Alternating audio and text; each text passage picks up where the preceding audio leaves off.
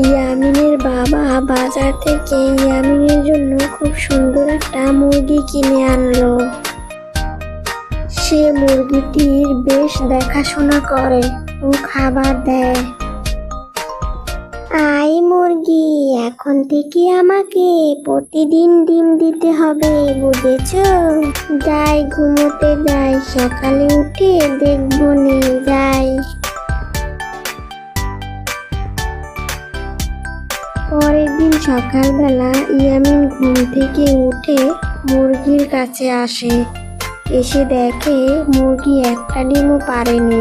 এই মুরগি, তুমি ডিম পারোনি কেন? হ্যাঁ, আজকে তোমাকে ক্ষমা করে দিলাম। কালকে যদি ডিম না পেরেছো তাহলে তোমাকে আমি স্যুপ বানিয়ে খেয়ে ফেলবো। কালকে আমার জন্য 5টা ডিম পারবে, বুঝেছো?